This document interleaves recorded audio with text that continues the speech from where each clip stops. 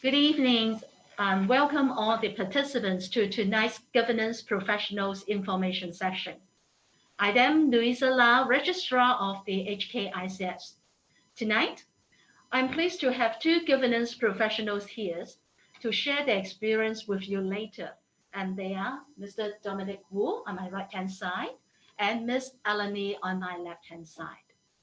So I will spend 10 minutes to introduce the profession, and this is the rundown. And then we will have more time for the sharing with our two speakers. And after the sharing, then I will give an introduction of how to become a member of the HKICS and also the services and activities that are coming forward in the next few months. So let's start. We'll talk about the development of the profession. You'll see here we have the secretary bird as our icon and as our logo. This is a genuine bird in Southern Africa, and the farmers there like to keep these birds to safeguard their farms. And it also gives the meaning that our members as the charter secretaries or the company secretary of a company are the conscience of the company, they're keeper of the company. Because of the special nature of this bird, they are with the alertness, vigilance, confidentiality, and high ethical standards. All these are resembling the qualities of a charter secretaries as well as a charter governance professional.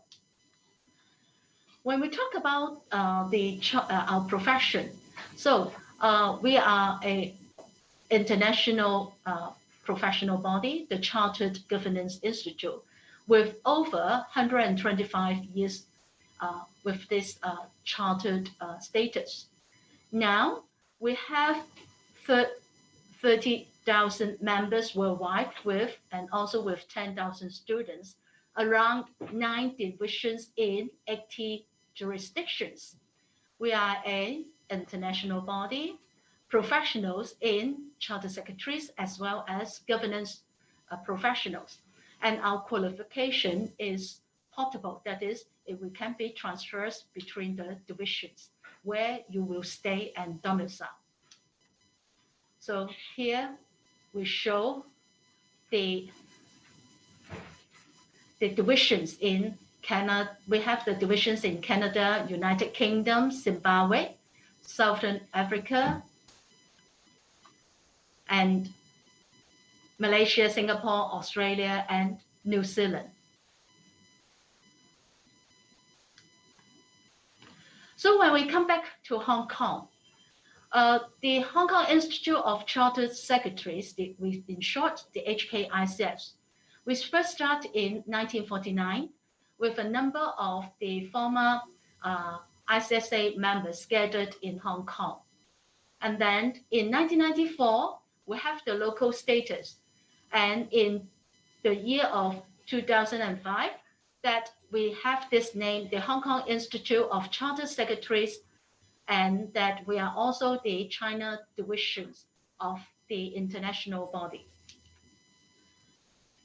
About us, we have a good growth of number of members as well as students.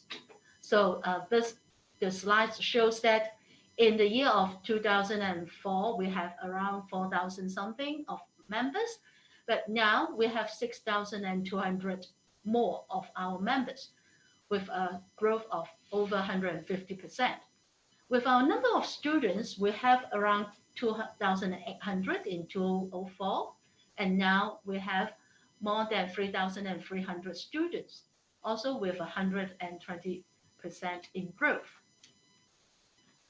Our body is also with the international network, and that the HKICS is a founding member of the Corporate Secretaries International Association Limited, in short CSIA, formed in 2010. We are also an honorary member of the Hong Kong Coalition of Professional Services Limited. And in addition, we are also a member of the ASEAN Corporate Secretaries Network. And since 2017, All these network is important because it indicates that we have a strong network to promote the corporate governance. And about the Chartered Governance Institute divisions, that it just shows that formerly we call the ICSA, and now a lot of the other divisions has already changed the names to more reflect the roles of our members in corporate governance. So after talking about some history of our institute, then we now comes to the role of the company secretary and governance professions, which a lot of our friends here would be interested in. In the past, we very focused on charter secretaries, the work of a company secretary in listed companies as well as in many other professional firms. But with the increased business focus on governance and compliance, in particular for the last 10 to 15 years, and that all these are more increasingly regulated and with the risk-conscious environment, in particular these days, everybody aware of the COVID-19, the company secretaries take on more governance responsibilities. And this from the listed companies to public companies, the small SMEs, and a lot of the other not-for-profit making organizations. So what roles and responsibilities of company secretaries are? We just just state a few. They are acting as the bridge between the board of directors and the management team with a lot of the discussion and decision of the companies, and that they are very important as advisors to the chairman and the board of directors. They advise on a lot of other issues from regulations to listing rules, or if on a lot of the governance matters. And then they have to manage the corporate governance framework and also play an important role in training of the new directors and keeping the directors with their training requirements. And we have the new roles here for the governance professionals. So they lead and advise on the best practice in governance, compliance, and risk management. And they, from time to time, act as the company risk managers, compliance managers, or the non-executive directors. They have to promote standard and ethical and corporate behaviors within their working organizations. And they are the champions in the compliance framework to safeguard the international integrity, the organizational integrity. And here we would like to show that is the governance, the competency framework of governance professionals, and where they have to be enabling them as good governance, that they have to understand what they have to know, from what they know, and then to what they have to do, and to have these beliefs in their mind with the values that they can contribute to the company. And for the career, that these are a lot of the posts and positions that our members hold as for chartered secretaries and governance professionals. Many of our members are the company secretaries of listed companies, risk and compliance officers, investors relations managers, or working in the professional firms as CEOs, governance officers, corporate administration, and directors, and sometimes as HR managers or directors. And with our profiles of the memberships, they work in various types of organizations. And with these, we have key personnel as our members working in the top 10 companies, listed companies, for your reference. We have good salary range as company secretarial. This is a research from Michael Page in the year of 2020. And Also, other positions that can be held for governance professional as fraud control officers, directors, AML advisory policies, vice presidents for due diligence and onboarding, head of quality assurance, head of governance officers, and these are quite common to our members working in the governance professionals areas. And also another research on the salary benchmarking of the salaries of risk and compliance AML. This is also sourced from the Michael Page and a recruitment agency from their report. So I just give a snapshot of the career prospects and of the Chartered Secretaries and governance professionals. And now I would like to come to the most important part of this tonight's meeting is our sharings with the speakers. So I'll come back. On our right-hand side is Dominic, and on my right-hand side is Alan. So thank you for coming for tonight for your sharing. So when we start, may I just invite two of you to give a brief introduction of yourself. Maybe ladies first. Ellen, can you please? Hi, good evening, everybody. I'm Ellen. I'm currently working in the compliance and risk managers in the local insurance company. So a short background of myself. I actually came from a science background. My first degree is bioinformatics, so it's somewhat about DNA and computer science. Then afterwards, I obtained my LLB degree, and then I undertook the HKICS examinations and become a member like 2 years ago. Yeah, Ellen is our young member. And Dominic, how about you?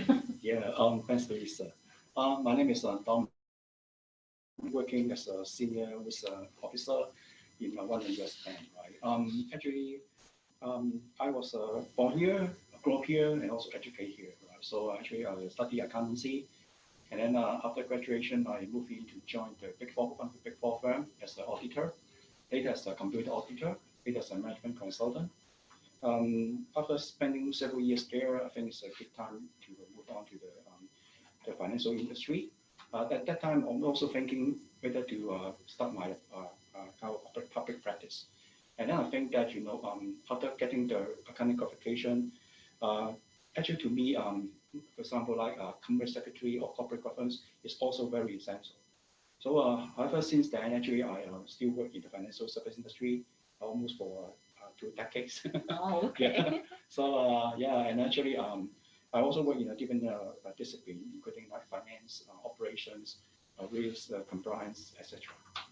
Okay, Dominic, you have a very wide, diverse experience, and that with your rich background, I know that I also understand that you have an MBA, and that you also have is a founder member of the Hong Kong chapter of the Institute of Operational Risk, and some others, Asia Financial Risk Think Tank. So when you want to expand your roles in some years ago, and then to enter into and become a member of the Chartered Secretaries in those years, so how you find that how this career, the qualification of the Chartered Secretaries and now with the Chartered Governance Professionals qualifications, it can help in your career development in old days and how you find these days. Okay. Lisa, maybe I'll tell you a story, right? How actually I know about this organization. When I was still in a teenage, okay, one of my aunts actually told me about this institute. She's actually is the company secretary. Okay. That about maybe 30 years ago. Yeah, okay. I also know about it, and also it's also my dream, that when I start my career, actually I want to become a professional, and I definitely choose HKICS as my target professional body to join. Okay? Yeah. So when come back to my my belief, right? We always have this concept called GLC. What GLC stand for, right? G is actually stand for governance, and then risk is risk, Yeah. and C is actually for compliance. Yeah. So I mean, in the modern world, right? If you want to run a company, you must always have this component called GRC. Governance to me is actually talking about how to run the company, right? So no matter it's the financial service industry or listed company, or even talk about private enterprise, they all need to practice good governance. Okay, so you have this in mind in your very early days. Yeah. And I can share my experience. Also, I joined the institute because of my eldest brother. He also introduced me, why not you join this institute? So Alan, how it comes to you? You have this from a science background to LLB, and what makes you to join the institute as a student and take some years to finish the examinations? Yeah, it's actually not a very straightforward path. I actually, after my science degree, I actually got quite puzzled and don't know what to do. And then I just joined the legal firm as a legal secretary. And then I started to know more about legal things. So I decided to take my LLB. But then afterwards, I had a chance to get into a listed company in the legal PLC team, which I start handle some of the company secretaries matters. For example, because they don't have a company secretary's role in China. So what I do is I arrange a board meeting for them, and I arrange write up a board resolution. So I start getting in touch of this kind of company secretarial work, and I actually the listed company has actually got a company secretarial department. So I actually knew about the HKICS from them. Then after working there for in the PLC legal department for 2 years, and then I decided, oh, that is something that can be a career for my life career. So I decided to take the HKICS examination because I have a LLB degree. I got exemption for 4 papers. So that's how I entered into this profession and got my membership quite slowly in 4 years. I must admit, 4 papers is quite a long time. But then, yeah, I eventually got this membership. Yeah. Okay, so you take a very different path, and that when you do your studies, how do you find that your studies for the preparation for these examinations, do they help you in your day-to-day work? Oh, definitely, because for example, one or two of the syllabus, for example, the corporate governance and the corporate secretaryship, it definitely helps me doing to have the basic knowledge of what needs to be done, and give me basic knowledge and the skills that I need to have. Because after working in the PLC legal department, I actually switched to the company secretarial department in the listed company. So definitely taking these 2 modules has helped me with my day-to-day work. So at least I know what to do, what is the listing rules required, and what filings need to be done. And this gives me basic knowledge of what I need to do. Yeah. So just move on with Alan. After during your examinations, taking examinations, you work with the listed companies and starting to settle and doing quite well. So what makes you to move out to this new area, the risk management and compliance area, and change your role and change your job? I think it's a coincidence. It's just when I was thinking to move on to another company, then somebody approached me is asking, oh, the insurance company is looking for compliance and risk functions. Are you interested in it? And then when I look at the job advertisement, it's basically it's related. A lot of it is related to corporate governance matters. My company is pretty small local insurance company in Hong Kong, so it's relatively new.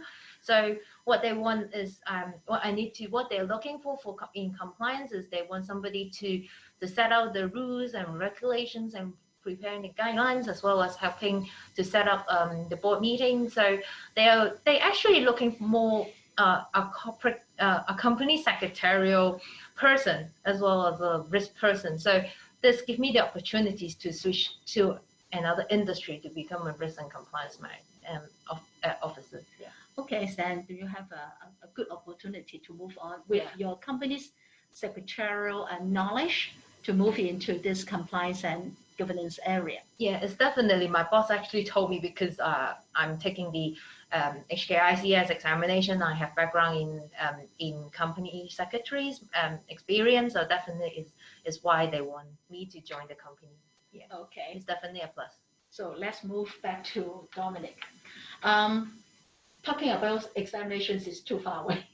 Long time ago. Why not we come into some nearer years that as you have been working in this risk compliance area for quite some years. So during the last few years, how do you find the changing landscapes that our HKICS members as Chartered Secretaries as well as governance professionals, that how their roles or your roles like yourself can play as in the advisors in governance to the companies or to your company? Yeah. Actually, I see there's a kind of enhanced expectation on us. Okay. Starting, for example, if you like working as a company secretary, the people may perceive you arrange the meetings or taking the minutes, more like administrative. But eventually, you become more independent, actually handle some tasks, maybe a project, or you eventually become trusted advisors.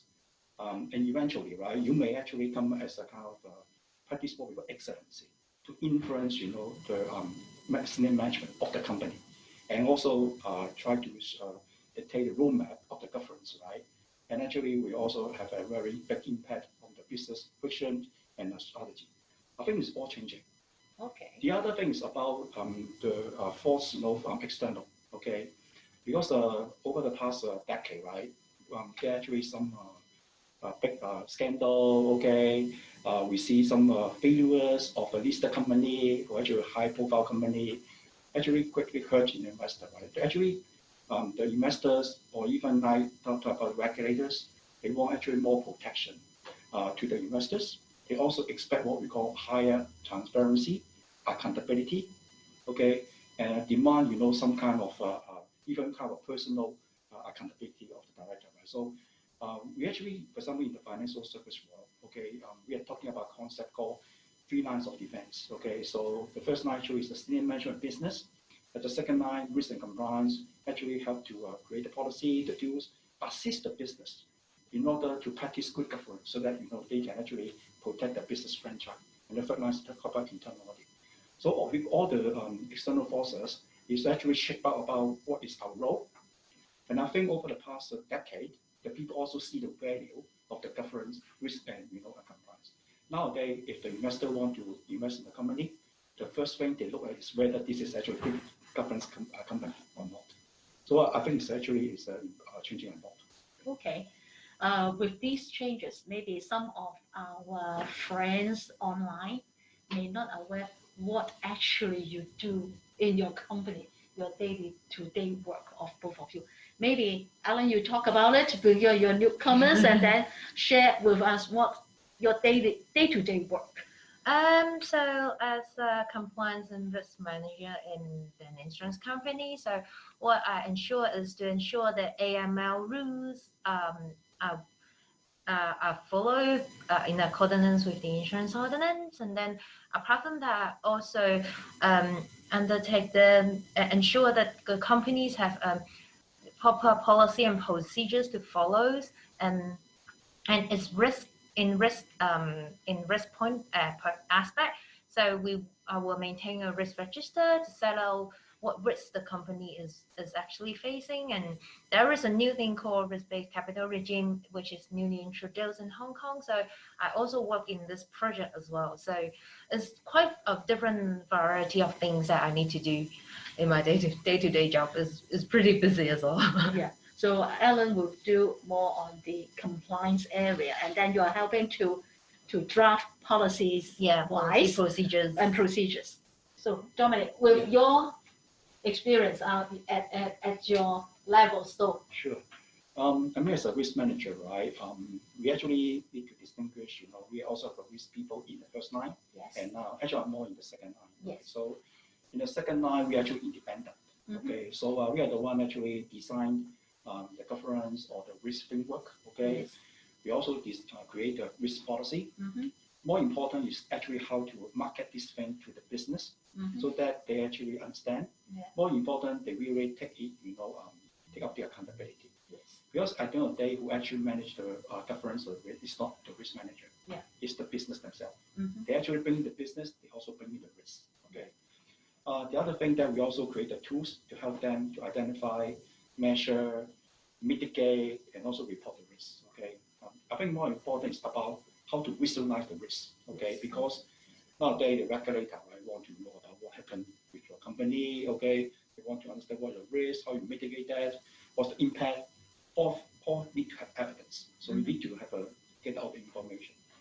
And then the other thing that we also do a lot, right, is actually training. Yeah. Yeah. That's what I see. Yeah, actually, we do a lesson learned. Okay. For example, if there's something actually happened to other firm in the same industry, we need to know what happened, what the root cause. If we get apply to us, how our internal control can mitigate that risk is also important. I think nowadays, right, COVID-19 is a very good example. It's something that we cannot predict before. And nowadays in this world, we have managed uncertainty.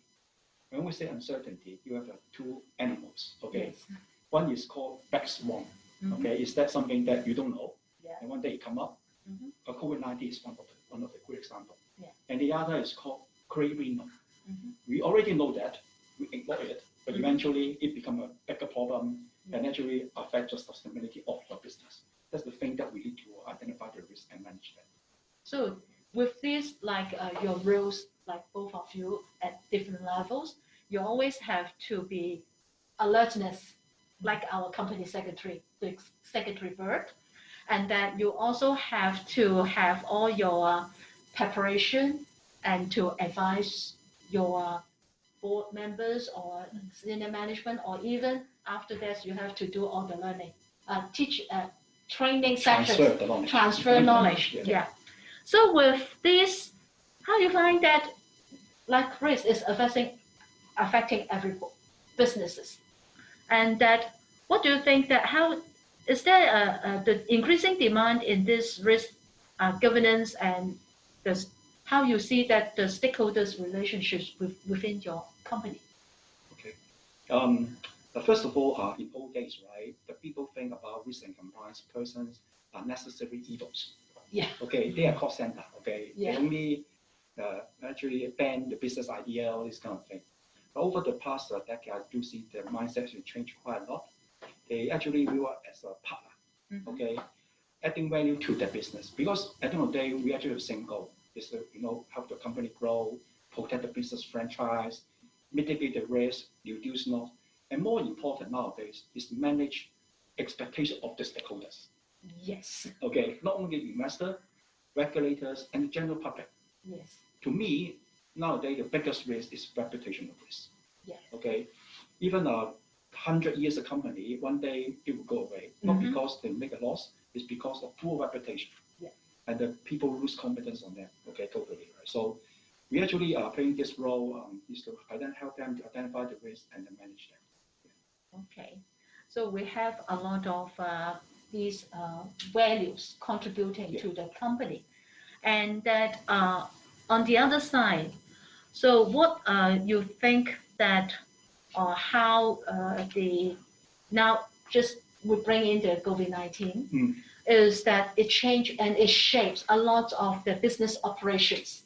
So we talk about then the artificial intelligence and how you find, do you find this helpful or that is one of your useful tool in your day-to-day work? Yeah, I think some people, when they hear AI, immediately they think about is job losing. Yeah. Yeah. Okay.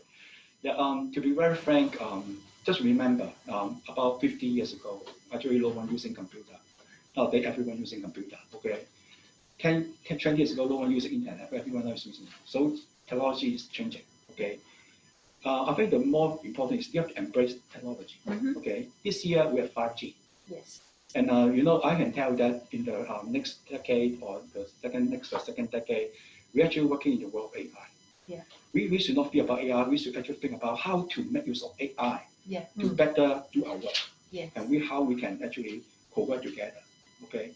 To be very frank, artificial intelligence is just one of the business intelligence. Okay. Mm-hmm. And actually, it's still a long way to fully adopt AI. I think some firms actually may still do what we call robotic process automation, and then talk about migrate to cognitive process automation, and then machine learning, and then natural language processing, and then AI, and then it will take us some time, right?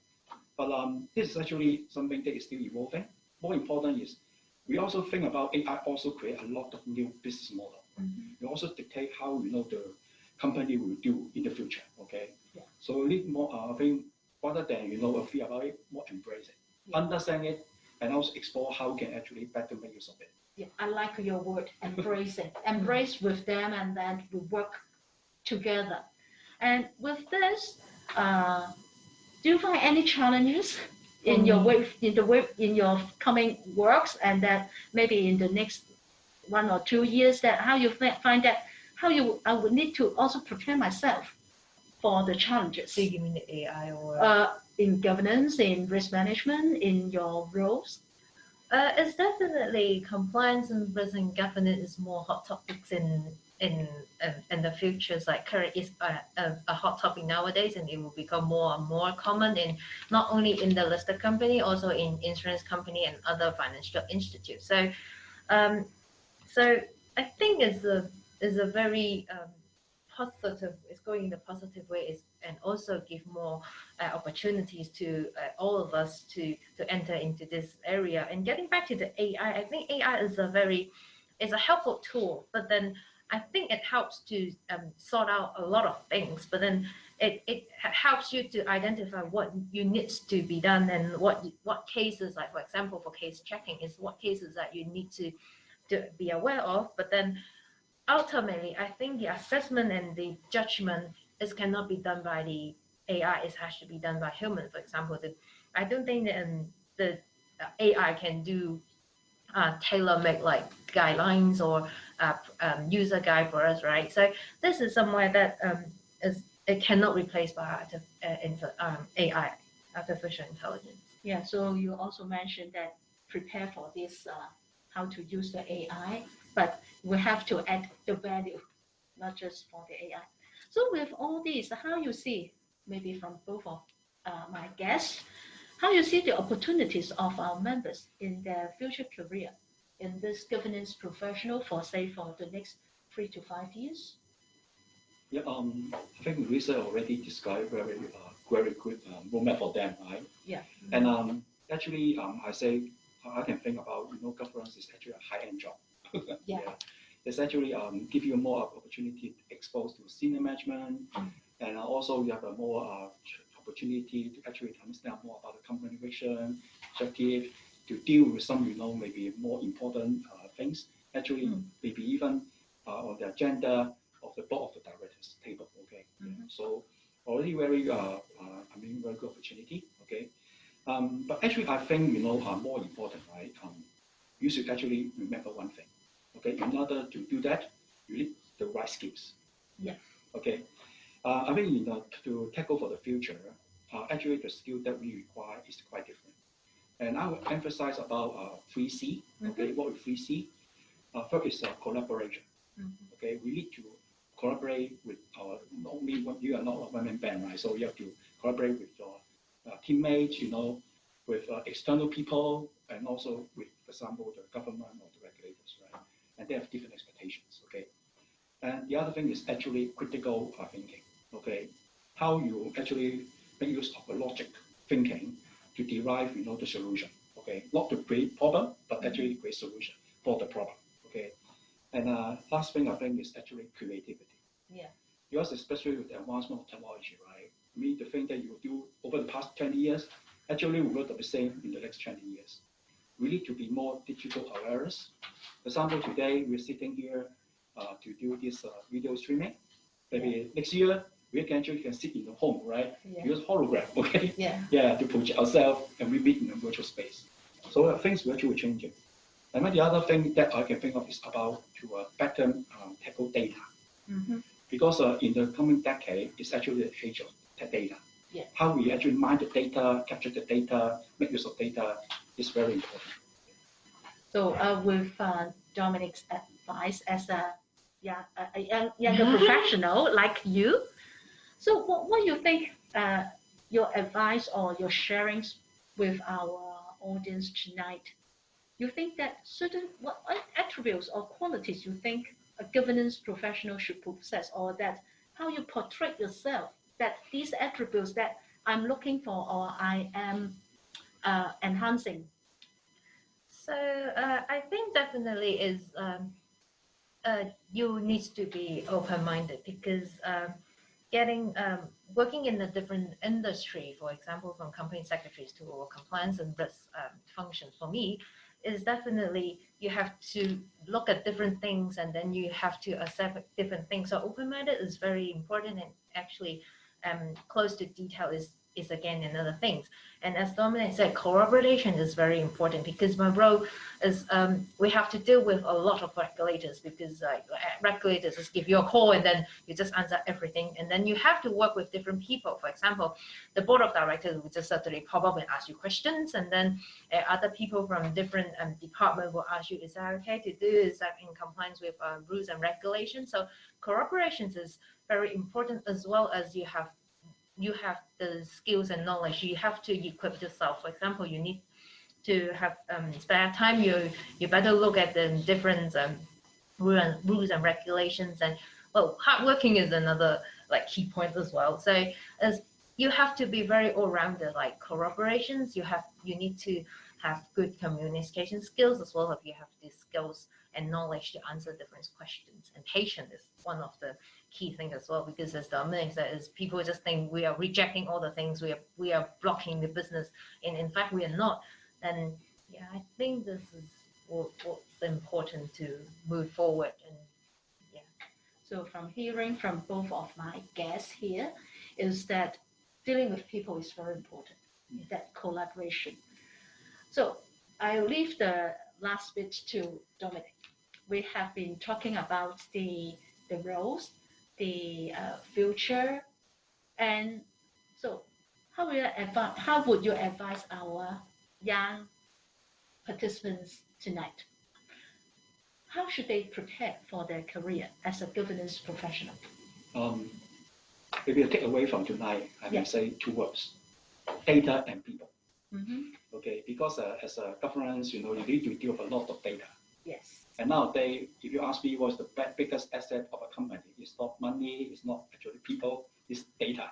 Okay, how you actually retrieve the data, store it, analyze it, aggregate it, massage it, report it, okay, make use of it, is actually the key to success. Yeah. So as I mentioned, the data actually scale all over the places. The issue actually can be structured data and unstructured data. And more important is to focus on structured data. And actually a lot of unstructured data actually exist outside of your organization. Yes. How you capture that. So now think about when we are acting as a GRC, okay, we should think about GRC in the digital world. Okay, back to the reality, right? Yeah. Okay, the thing that AI cannot take away from you is how you manage your people. Yes. Especially how you manage your boss. Okay, how manage your regulator, your stock exchange, your investor. I mean, the public, employee, vendor, they all have different expectations. Yes. And more important is that they don't tell you what they think. Okay, only when they have a problem, they tell you what they think. Yeah. Too late. Okay. Yeah. So, try to have a kind of forecast about if this thing happen, what is their response, how they will be impacted. You have to manage this, because to me, risk is managing uncertainty. We have to reduce, the downside risk, okay, of this uncertainty, but we could not carry all the risk. Yeah, risk is always a happen. Yeah, it's always here with you. It's the way that we can get business, because you carry risk. Yeah. So we always risk and opportunities. Yeah. So I hope that the sharing from my two guests, Alan and Dominic, will provide more insight and information to our participants tonight, and that thank you for both of you giving us a very insightful information for the governance professionals and their future. So now we come back to, as both of our members have shared the importance, and that with the experience, then it's time for me to do something to introduce how to become our members. So to become our members, we need, first of all, you need to be a graduate and register with us. And then you have to complete our new qualifying program, now called the Chartered Governance Qualifying Program, launched in this January 2020. And this program composed of 2 parts. The part 1 with 4 subjects: corporate governance, corporate secretarieship and compliance, Hong Kong company law, interpreting financial and accounting informations. So certain of these subject matters have been mentioned by our guest speaker, Alan, just now, and that you see that corporate governance is very important in these modules as well as the CSC. And the company law is supporting your knowledge and data, and that we need to know some financial, how to interpret financial information. And then with our part 2, we have indeed is 3 subjects with 2 modules that are elective. And then we have the strategic management with strategic mind. Of course, we can't get away the risk management. And then the boardroom dynamics is a very new subject, talk about how the board behave. And then the other elective is the Hong Kong taxation. So we have indeed these 7 subjects to complete. So as mentioned, we need to complete these examinations within 6 years since your studentship registration, and then you may extend to a maximum for 4 additional years, that is to complete it for 10 years. And with just to give information to our friends tonight, that we have different routes to enter into this program with different levels of exemptions. So we show is that if you are a non-relevant degree, that is non-business degree, like if studying the DNA, like our guest speaker, then no exemptions. But if after she studied her law degree, that is the route 4, then we'll have a maximum of 3 exemptions. And then we have another route. Route 2 is the collaborative course agreement. That is, we have 4 universities running the master programs in collaboration with the institute. And after fulfilling all the requirements and get the degree, then you will have the full exemptions of the subjects. And route 3 is that we have also 4 universities and education institute that they run the bachelor's programs, which will tailor-made with our the CGQP examinations. Then they have the maximum 4 exemptions. And for the route 5, that a lot of friends will have their master degree, then these will be reviewed on a case-by-case basis. So we also shows to our friends, this is the different levels of exemptions that these routes may acquire. And for more details, you may visit our website under Studentship Exemptions. And if you are interested to study for the master programs, then you can go to this page with the 4 universities listed. So for the route of membership, you complete the CGQP, and with relevant working experience, rating from 3 to 6 years, and be a fit and proper person, then you can become a member of the institute. So this is also a page to show the path from university graduate, complete the qualifying program either by public examinations or by the master program, become a graduate, and then you can apply for the association and or the fellowship. And once you become a member, then you are a Chartered Secretary, a Chartered Governance Professionals of the HKICS, as well as the Chartered Governance Institute. And the qualification as a member of the HKICS, you have the recognitions from the company registry, the Hong Kong MA, as well as SFC, for professional company secretaries as suitable certifiers, that you may certify certain bank documents for the company's documents. And then the most important of all is about the Hong Kong Exchange and Clearing Limited, that our members can be the company secretaries of the listed companies, and together with the other two professional qualifications like lawyers and accountants.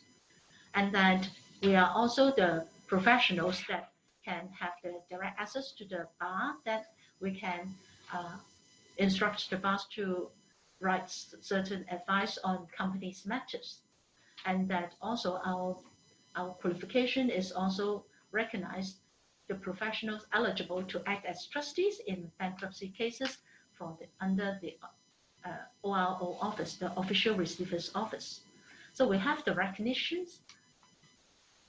And when we talk about examinations, then I need to advise that what support services that we will provide to our students. We have a list from this year onwards, that is from this 2022 onwards. All our students can access to the online study materials of 8 modules free of charge. And that we also organize examination technique seminars. Used to be workshops, but this year, because of the COVID-19, we just can do it online. So, and then we have the examination preparatory program with 36 to 45 hours per module. This is organized by the Hong Kong Youth Space to help students that they don't have previous learning experience in certain modules, then they can start to learn from scratch.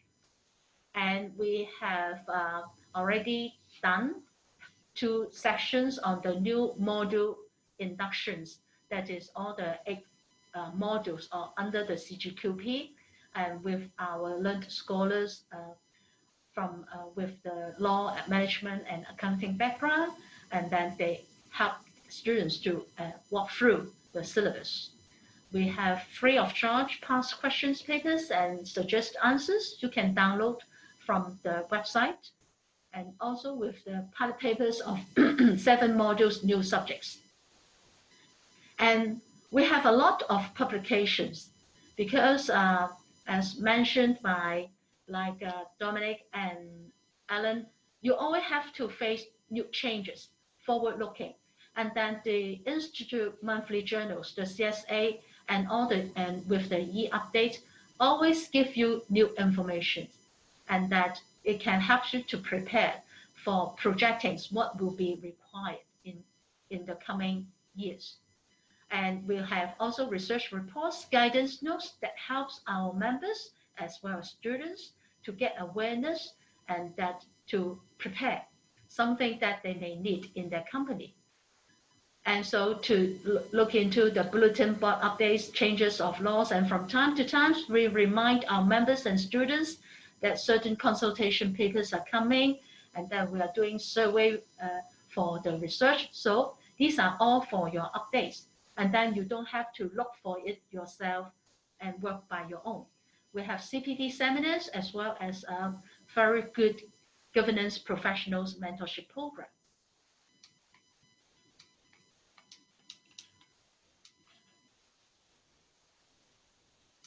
And for these student services, we already mentioned, so we need not go on.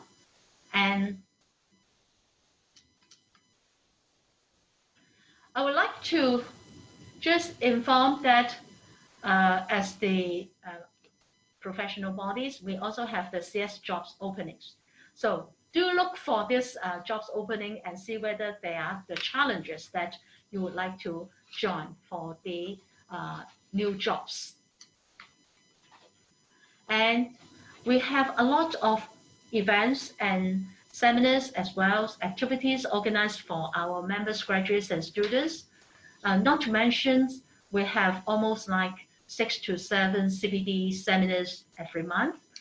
And that the forthcoming is the crew, and that for events like fun and interest, or that for the student ambassadors programs, this is for the undergrads who are now studying in the universities. And also we have a governance professionals career day on the 27th of June, and we welcome all the undergraduates to join.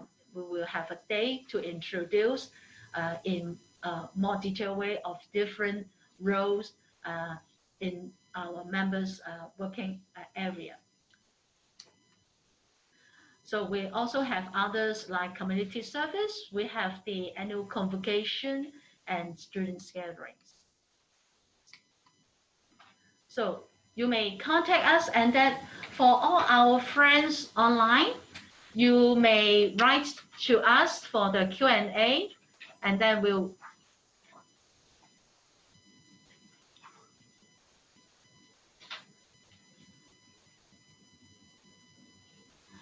Okay, I have one question. Is there any company secretary internship roles available? Yes, I'm not sure the background of this friend.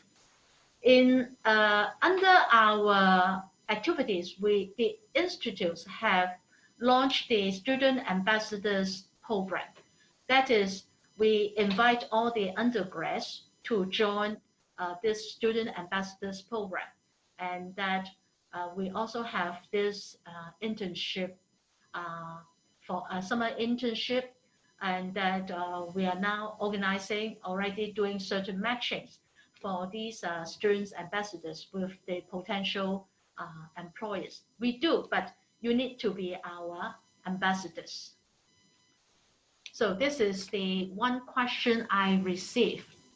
And I would like to know any other questions that friends would like to ask.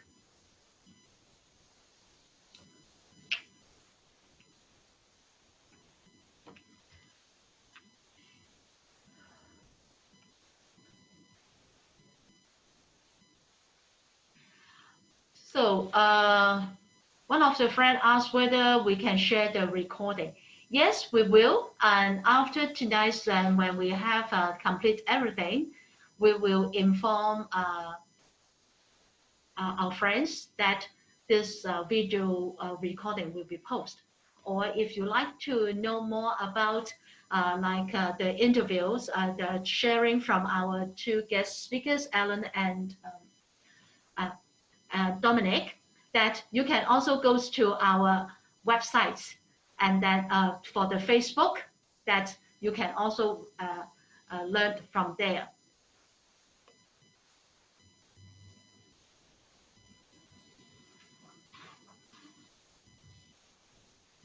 Okay, there's a question, maybe part is for me and part is for Dominic. Then I have to say, because the word is too small, sorry, I have to look into it. I read it out. If I have a HKICPA, Dominic, he asks you, what position should I take as a job seeker? And then for me, my question is that to take as a HKICS student. So what's your advice? Should he join as our students, and what job he should move on? First of all, I think you have to think about what you want to do in the future, okay? If you're already a member of, say, a kind of association, right? So you want to become an auditor, okay? And you want to open your own audit firm, right? And one of the services you also provide is company secretary service, right? So logically, you also need to better to be also a member of HKICS, right? So because this is actually a different type of service that you offer. You need to know about the regulation, about what we're doing, right? So if we want to work in-house within a big corporation, right? So accounting actually give you some fundamental training, more dealing with the numbers, okay? But when you actually become a member of the HICS, you're actually more exposed to the regulations. It's about the day-to-day management of the company, okay? How to deal with the senior management, deal with the different stakeholders. Actually, if you ask me, right, both the accounting and the training within the HKICS, just like English and Chinese. You need actually practice both. So yeah, I think it's but actually give you a very good foundation stone. So can you, based on that, you can actually explore more different type of opportunity. But for this, I can share with other friends who also have the accounting qualification background. Quite a number of them from our memberships, our studentships, like 30% from this background. And that when talking to these members, they find that actually after getting this accounting professional qualifications, whether CPA or other accounting bodies, that when they join the HKICS and become our members, that they have widened their scope, and actually it helps them to move on. Yeah, not just for the very technical part, like auditing or the accounting, move more to governance and other area. Yeah. So with one of the friends asked whether we will share the PowerPoint with us. I don't think so, because you can review from our video later. So we will not share, we don't share this PowerPoint again, because we change from time to time. Okay, so while we have a few minutes, and then we'll see whether there are more friends would like to ask questions, in particular with our friends from the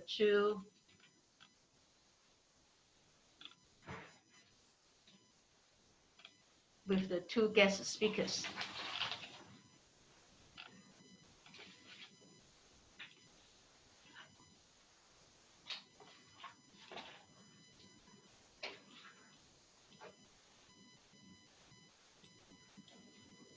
Okay. Oh. Okay.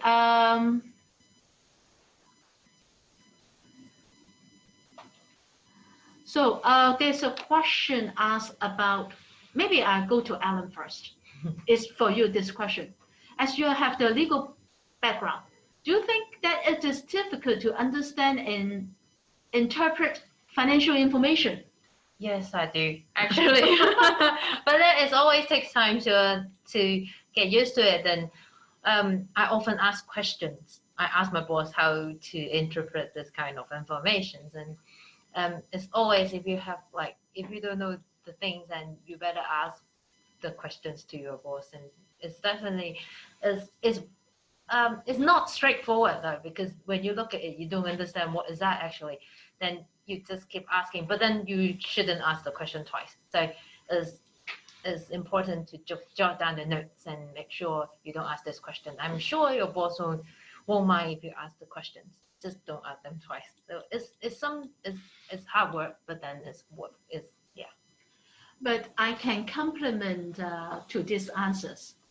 If our members, I should say students or our friends, quite a lot of the subject prize awardees with distinction and merit certificates, quite a lot of them are from the non-business background.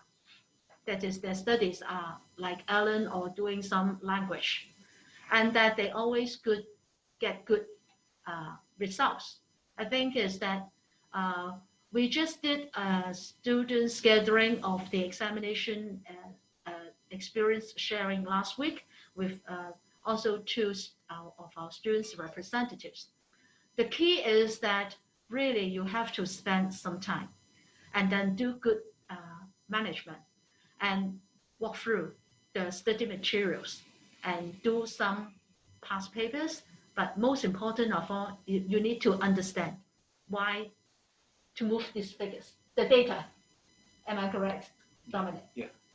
So don't be afraid of financial or numerics, because you have to embrace data these days.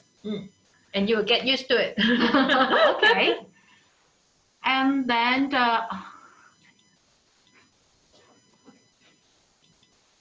let's, I have, while we have 2 minutes, and then I'll see whether we can answer a few more questions and see. Very personal questions, I will not go for it. But there's a question, what kind of jobs will be appropriate to apply if career change to Chartered Secretary at middle age and without prior Chartered Secretary experience? I think for this question, it's difficult to answer, because we know that you really have to look for your job opportunities, because sometimes the jobs just came in front of you, and that you need to have good exposures, because if you are from nowhere, it's difficult for people to understand and to know your ability. So that's why you need to join the a professional body, and then you can mingle and meeting more of our members. And then you need to know with this, because like Ellen said, that when she first joined that the listed companies, she has to start from scratch. Yes. And so one question is to both of you, Dominic and Alan. Let me draw that.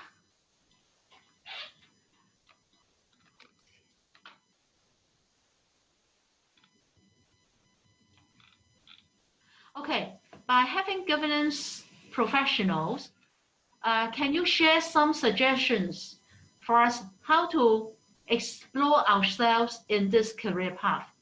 How can us develop ourselves in this professional path? So, come to you, Dominic.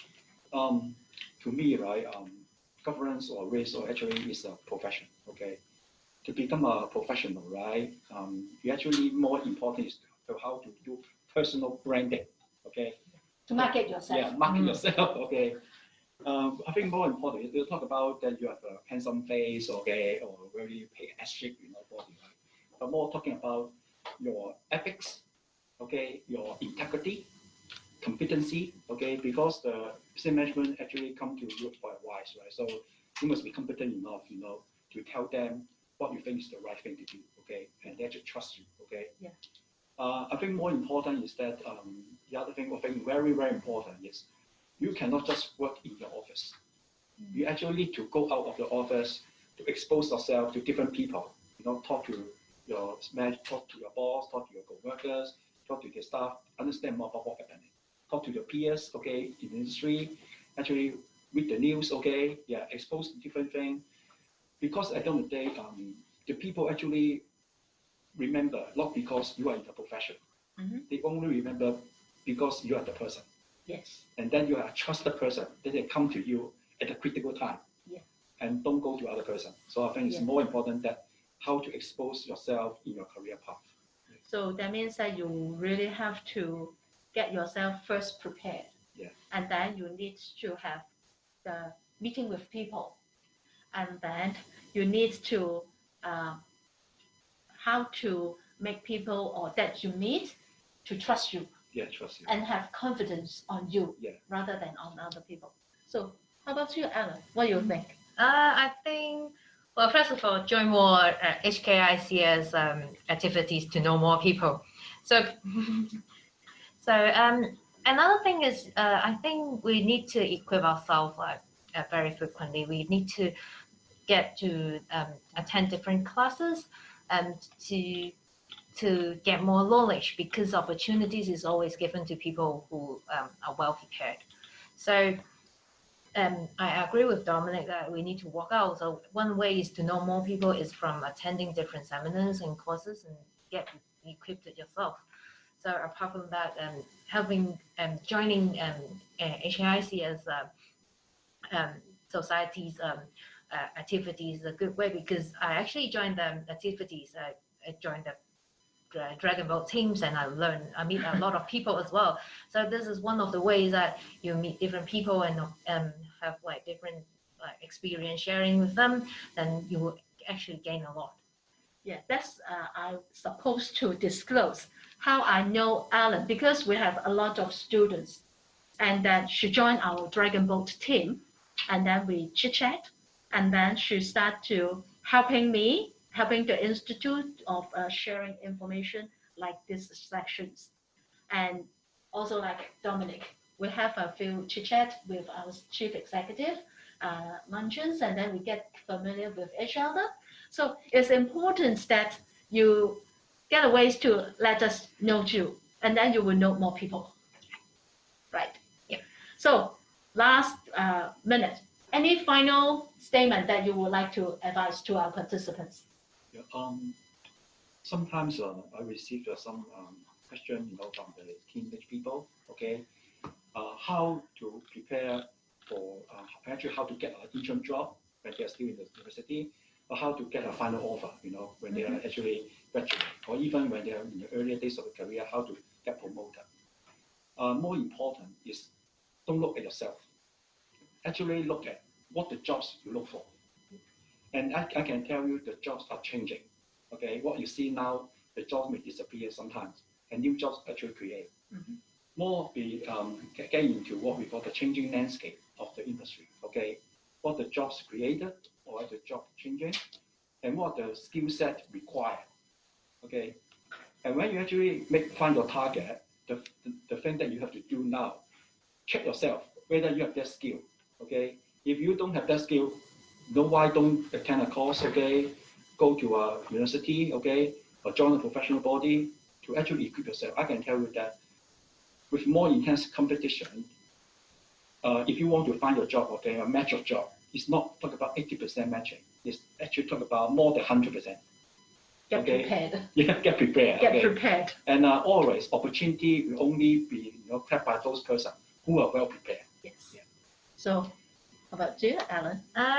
What I think is you should have the courage to change and to step out from your comfort zone. Sometimes if you want to think, oh, whether I should do that, we just spend like years and years just doing nothing, sitting here. So if you are not sure, then you walk out and to talk to different people, and then we give you like advices. And if you are not sure, you take the courses and you see whether it's suitable for you. So just don't wait and sit here. So just have the courage to jump out of your comfort zone and have a try. Otherwise, it would be just spending years and years and not sure whether it's suitable for you or not. So yeah. Yeah, so get prepared with the courage. We move forward. Yeah. Okay, thank you very much for Dominic as well as Alan. And here our governance, professional governance info session will end here. And good night to all, and thank you for joining us. And I hope to see you next time. Bye. And so we'll say bye-bye. Bye-bye.